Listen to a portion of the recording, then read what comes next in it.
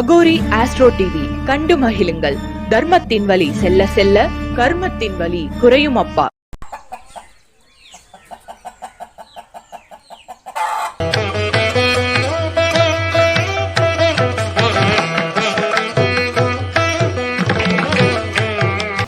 முதல் கண் வணக்கத்தை தெரிவித்துக் கொள்கிறேன். எனது பேர் சந்திரன். இதே பரமத்தி வேலூர் தான். ஜோதிட அறிவாலயம், சரவணபவ ஜோதிட அறிவாலயம் முதல் கண் நன்றியை மாணவர்களுக்கு தெரிவித்துக் கொள்கிறேன். ஏன்னா மாணவர்களோட ஒரு ஊக்கம், மாணவர்களோட ஒரு உதவி, மாணவர்கள் சலிக்காமல் செய்யக்கூடிய ஒரு உதவிகள், அவங்களோட ஆசிரியர்கள், அவங்களோட ஒரு நட்புகள் என்றையுமே ஒரு ஆசானை உயர்த்துவது மாணவர்கள் மட்டும்தான், வேறு யாரும் கிடையாது.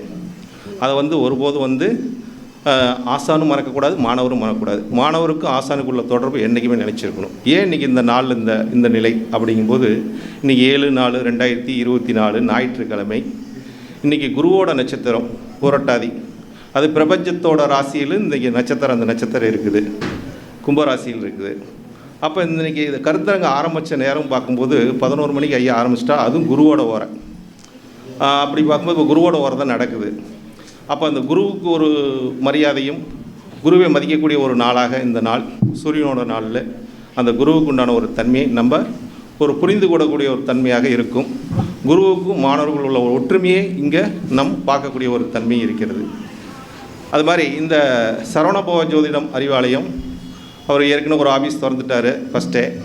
ரெண்டாவது ஒரு ஆஃபீஸாக பரமத்தி வேலூரில், ஃபஸ்ட்டு பிளிக்கல் பாளையம், இப்போ பரமத்தி வேலூர். அடுத்தது பரமத்தி வேலூரில் ஒரு இடம் வாங்கி சொந்தமாக ஆஃபீஸ் கட்டணும் சந்திரன் அப்படின்னு அட்வான்ஸ் கொடுக்கும்போது வார்த்தையை தான் சொன்னார். அது மாதிரி அவர் ஆசைகள் கூடிய விரைவில் இந்த பரமத்தி வேலூர்லேயே நிறைவேறும். அதில் எந்த ஒரு மாற்றமும் கிடையாது. அது ஒரு சிறப்பாக நடைபெறும். இதே மாதிரியே அதுக்கு இந்த பிரபஞ்சங்களும் நவக்கோள்களும் பஞ்சபூதங்களும் மாணவர்களும் இதுக்கு உறுதுணையாக இருக்க வேண்டும் என்று வேண்டிக் கொள்கிறேன். ஐயா இன்றைக்கி ஜோதிட சூட்சமம் அப்படின்னு சொல்கிறாரு. ஒரு கருத்தை சொல்லுங்க. ஜோதிடத்தில் எல்லாமே சூட்சமம் தான்.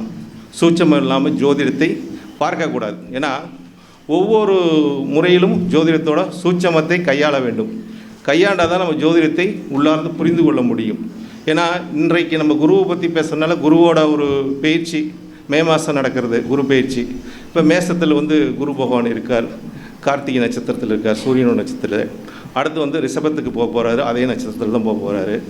அப்போ இவரோட தன்மைகள் எப்படி இருக்கும்? அப்போ ஐயாவோட நட்சத்திரம் பரணி நட்சத்திரம் தான், மேசத்தில் தான் குரு இருக்குது. அப்போ இப்போ நடக்கக்கூடிய ஒரு நிகழ்வாக மேசத்தில் குரு பகவான் இருப்பது, அடுத்த ரிஷபத்துக்கு போகிறாரு. இந்த குரு பகவானோட ஒரு பார்வை எப்படி இருக்கும்? இப்போ இந்த நாள் மேசத்துலேருந்து அவர் சிம்மத்தை பார்த்தாரு, துலத்தை பார்த்தாரு, தனுசை பார்த்தாரு. இப்போ இந்த 3 ராசிக்காரங்களுக்கும் கஷ்டம் இருந்துச்சா இல்லையான்னு பார்த்தா கஷ்டம் இருந்துச்சு, இல்லைன்னு சொல்ல முடியாது.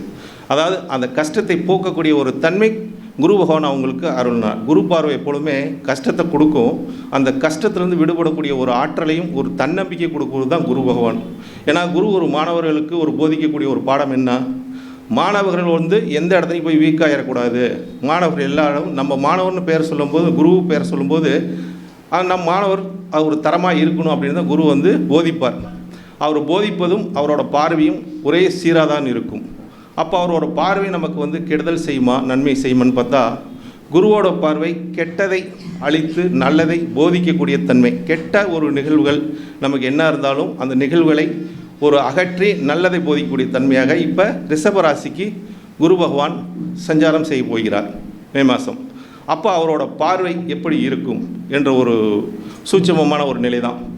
இப்போ குரு பகவான் முதல் பார்வையாக கன்னியை பார்க்குறார், 5ஆம் பார்வையாக. இப்போ கன்னிக்கு குரு பகவான் ஒரு பாதகாதிபதி. கன்னியா லக்னத்துக்கும் கன்னியா ராசிக்கும் குரு ஒரு பாதகத்தை ஏற்படுத்தக்கூடிய ஒரு கிரகம். எப்படிங்க அவர் பார்வை நன்மை செய்யும் அப்படின்னு எங்கிட்ட ஒரு நண்பர் கேட்குறார். அவர் ஜோதிடத்தோட ஒரு ஆழ்ந்த ஒரு ஆர்வலர். அவர் அதை நேசிக்கக்கூடிய ஒரு மனிதர். நீங்கள் பாதகாதிபதிங்கிறீங்க, குருவோட பார்வை ரிஷபத்துலேருந்து அவர் 4க்கு 7 கூடியவர். அதான் ரிஷபத்துலேருந்து 5ஆம் இடத்தை கன்னியை பார்க்குறாரு. அவர் பார்வை எப்படி நன்மை செய்யும் அப்படின்னா, அவரோட கேள்வி நியாயமான கேள்வி தான், தவறே கிடையாது. அப்போ குரு பகவான் ஒரு பார்வைங்கிறது அவருக்கு வரக்கூடிய பாதகத்தை குரு ஏற்படுத்துவாரா, இல்லை பாதகத்தை அதிகப்படுத்துவாரா, இல்லை பாதகத்தை குறைப்பாரா என்றுதான் அவர் ஒரு கேள்வி. அப்போ குரு பகவான் கன்னி இலக்கணத்துக்கு ஒரு பாக்கியத்தில் இருக்கார், கன்னி ராசிக்கு ஒரு பாக்கியத்தில் இருக்கார். அந்த பாக்கியங்கிறது இவருக்கு வந்து பாக்கியத்தை கெடுக்கக்கூடிய ஒரு தன்மையாக இருக்காது, பாக்கியத்தை கொடுக்கக்கூடிய தன்மையாக இருக்கும். இப்போ 8லிருந்து கன்னி இலக்கணத்துக்கு குரு பகவான் வந்து அவளை நன்மை செய்தாரா என்று பார்க்கும்போது நன்மை செஞ்சிருக்க முடியாது.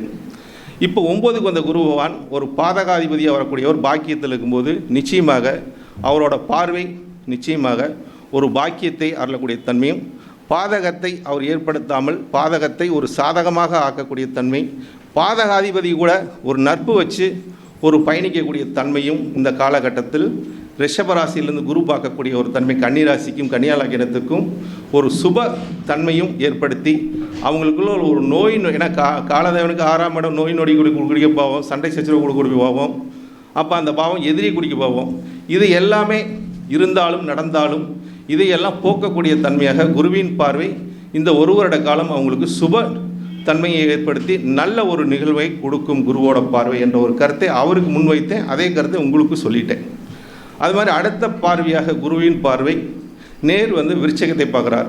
விருச்சகத்துக்கு தனம், குடும்பம், பூர்வ புண்ணியம், புத்திரம் அப்படிங்கிற ஒரு பாவம், அதுக்கு அதிபதியாக வரக்கூடிய ஒரு குரு பகவான் 7ஆம் பார்வையாக விருச்சகத்தை பார்க்குறார். மிக அற்புதமான ஒரு பார்வை. அப்போ இவருக்கு வந்து பொருளாதார நிலையும் குடும்ப நிலையும் தன்னோட புத்திரத்தோட ஒரு நிலையும் பூர்வ புண்ணிய சார்ந்த ஒரு நிலைக்காக அதில் ஒரு பாக்கியத்தை அடையக்கூடிய தன்மையும் அதனால் பேரும் புகழும் அடையக்கூடிய தன்மையும் பொருளாதார நிலை உயரக்கூடிய தன்மையாக விருச்சகத்துக்கு விருச்சக ராசிக்கு விருச்சக லக்கணத்துக்கெல்லாம் அந்த குருவின் 7ஆம் பார்வை சுப மங்களத்தையும் சுப யோகத்தையும் அருளக்கூடிய ஒரு தன்மையாக இந்த விருச்சகத்துக்கு குருவின் பார்வை சுப நிகழ்வை கொடுக்கும் என்ற ஒரு நிலைப்பாடு.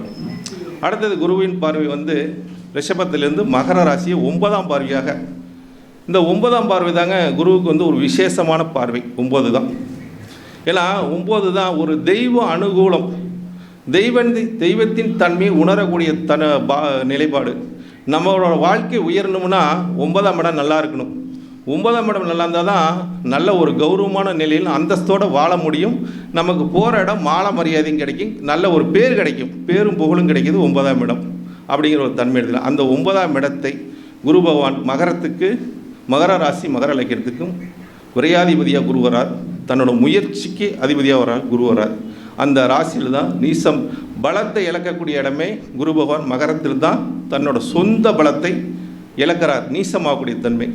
அப்போ அந்த நீசமாகக்கூடிய தன்மையை தனக்கு 5ஆம் இடத்து மகரத்துக்கு 5ஆம் இடத்துலேருந்து 9ஆம் பார்வையாக மகரத்தை பார்க்கும்போது அப்போ 5ம் 9ம் அங்கே வந்து தர்ம நிலையாக ஒரு நிலைப்பாட்டை உணரக்கூடிய ஒரு தன்மையாக, அப்போ 5ஆம் இடத்துலேருந்து குரு பகவான் 9ஆம் பார்வையாக பார்க்கும்போது இவங்களுக்கு அந்த நீச பங்கத்தை ஏற்படுத்தி அந்த நீச பங்கம் இல்லாமல் ஒரு சுப யோகத்தையும் சுப நிகழ்வையும் சுப தன்மையும் உண்டாக்கக்கூடிய தன்மையும் ஏற்படும். அதேமாதிரி குருவோட பார்வைங்கிறது எப்பொழுதுமே ஒரு மனிதனை வந்து ஒரு சீர்துருக்கி ஒரு ஒழுங்குபடுத்தக்கூடிய தன்மை. ஏன்னா ஒவ்வொருத்தர்கிட்டையும் ஒவ்வொரு சில குறைபாடுகள் இல்லாமல் யாருமே இருக்க முடியாது. அவங்கவுங்களும் ஒரு குறைபாடுகள் இருக்கும், கஷ்டம் வரும், நஷ்டம் வரும், தொழிலில் ஒரு ஏமாற்றத்தன்மை இருக்கும், இப்படி நிறையா நிலையெல்லாம் இருக்கும். இந்த நிலை எல்லாமே ஒரு போக்கக்கூடிய தன்மை குருவின் பார்வை. அப்போ இந்த குருவின் பார்வை மே மாதம் ரிஷபராசிக்கு போயிட்டு அவரோட மூணு பார்வையும் சுபத்தன்மையை கொடுக்கும். ரிஷபத்தில் குரு பகதான அவர் எப்படி கொடுப்பார் அப்படின்னா, காலதேவனுக்கு 2ஆம் இடம் குடும்பஸ்தானம் தனஸ்தானம். இப்போ தனஸ்தானத்தில் குரு வந்துட்டாவே தனம் வந்து அவங்களுக்கு வந்து நிலைக்காதும்பாங்க. ஏன்னா தனக்காரகன் தனஸ்தானத்தில் அமரக்கூடாதும்பாங்க, தனபாக்கியம் கெட்டு விடும்பாங்க. ஆனால் குருவோட மூல திரிகோணமாக வரக்கூடியது தனுசு ராசிக்கு 2ஆம் இடம் குரு நீசமாகக்கூடாது, நீசமாகக்கூடிய தன்மை இருக்குது. அப்போ தனுசு ராசிக்கு 2ஆம் இடத்துல குரு இருந்தால் தனம் பாதிப்பு உண்டாகும். அதேமாதிரி எல்லாத்துக்கும் அந்த குரு 2ல் இருந்தால் தன பாதிப்பு வந்துருமானா நிச்சயமாக வராது. அதாவது குருவோட பார்வை, குருவை பார்க்கக்கூடிய ஒரு பார்வை, குருவை சுபகிரகம் பார்க்கக்கூடிய தன்மையும் குரு இருக்கக்கூடிய தன்மையும் அதோட உண்மை சூட்சம நிலையை அறிந்து, அதேமாதிரி குருவோட நட்சத்திரம், அந்த குருவோட ஒரு நட்சத்திர பயணங்கள், சார பயணங்கள், நட்சத்திரத்தோட சார பயணங்களை பார்த்து தான். ஏன்னா அங்கே இருக்கிற ஒரு 3 கிரகமே குருவுக்கு ஒரு நட்பான ஒரு நட்சத்திரம். அதாவது சூரியனோட நட்சத்திரம் கிருத்திகை, சந்திரனோட நட்சத்திரம் ரோகிணி, செவ்வாயோட நட்சத்திரம் வந்து மிருகஷீடம். இந்த 3 நட்சத்திரமே குருவுக்கு வந்து ஒரு நட்பான நட்சத்திரம். அங்கே சுக்கிரனோட வீடு ஒன்று தான் பயன்னு சொல்லுவோம். அவர் பயணிக்கக்கூடிய நட்சத்திரம் எல்லாமே நட்பான நட்சத்திரம். அப்போ இந்த காலதேவனுக்கு 2ஆம் இடத்துல குரு பகவான் ஒரு நட்பான நிலையும் நல்ல யோகத்தையும் அருளக்கூடிய தன்மையும் சுப மங்களத்தையும் சுப யோகத்தையும் குடும்பத்திலும் தனத்திலும் பொருளாதாரத்திலும் பொருளாதார நிலையை ஒரு ஒழுங்குபடுத்தக்கூடிய தன்மையும் பொருளாதார நிலை இப்போ தனஸ்தானம்னு சொல்லக்கூடியது பணங்காசுகள். இந்த பணங்காசுகளெல்லாம் இப்போ ஒரு எந்த ஒரு நிலையில் இருக்குன்னே கண்டுபிடிக்க முடியல. இந்த நிலையெல்லாம் குரு பகவான் காலதேவனுக்கு 2ஆம் இடத்தில் சஞ்சாரம் செய்யும்போது அப்போ இந்த தனத்தை ஒழுங்குபடுத்தக்கூடிய தன்மையும் ஒரு பொருளாதாரத்தை ஒரு நிலையாக ஒரு கட்டுக்குள் கொண்டாடக்கூடிய தன்மையும், அதனால தான் இந்த குரு பகவான் அந்த காலதேவனுக்கு 2ஆம் இடத்தில் போகிறதுனால நிறைய பேர்த்துக்கு இந்த குடும்பத்தில் ஒரு சண்டை சச்சரவு இருக்கக்கூடியவங்களுக்கெல்லாம் இந்த குரு பகவான் அந்த 2ல் போகும்போது குடும்பத்தில் இருக்கிற பிரச்சனையை போர்ப்பார், பொருளாதார நிலையை ஒரு சீர்தூக்கி பார்ப்பார். இப்படி இந்த மாதிரி குரு பகவானோட ஒரு பார்வையும் சரி, அவரோட இருக்கிற இடமும் சரி, சுப மங்களத்தையே அந்த அடுத்த ஆண்டு இந்த குருவோட பயிற்சியில் இந்த ஓராண்டு காலம் மிக சிறப்பாக இருக்கும் என்ற ஒரு கருத்தை முன்வைத்து எனக்கு பேச வாய்ப்பளித்த பரணி பாரதி அஸ்ட்ரோ வாஸ்து அவர்களை மனதார வேண்டிக் கொண்டு, அவர் மேலும் மேலும் இந்த மாதிரி ஒரு மாணவர்களை உருவாக்கி வாஸ்துலையும் சரி ஜோதிடத்திலும் சரி அவர் கற்றுக் கொடுக்கும் உங்களுக்கு கலை ஒரு உண்மையாகவும் அவரோட ஒரு உண்மை நிலையை உணர்ந்ததை பிறருக்கு சொல்லிக் கொடுக்கும் விதமும் நமக்கே ஒரு வியப்பாக இருக்குது. அந்தளவுக்கு ஒரு சிறப்பான ஒரு அவரோட கருத்தையெல்லாம் நமக்கு சொல்கிறாரு. யூடியூப்லையும் சரி, மாணவருக்கும் சரி, நேரிலும் சரி, ஃபோனிலையும் சரி. அதனால் இதெல்லாம் நம்ம உணர்ந்து அவரோட பயணிப்பது ஒரு பெரிய ஒரு மகிழ்ச்சியாக நானும் கருதுகிறேன். இந்த பிரபஞ்சத்துக்கும் நன்றி, நவக்கோள்களுக்கும் நன்றி, பஞ்சபதங்களுக்கும் நன்றி சொல்லி விடைபெறுகிறேன். நன்றி, வணக்கம். வாழ்க வளமுடன். பரமசிவன் சொல்கிறேன்.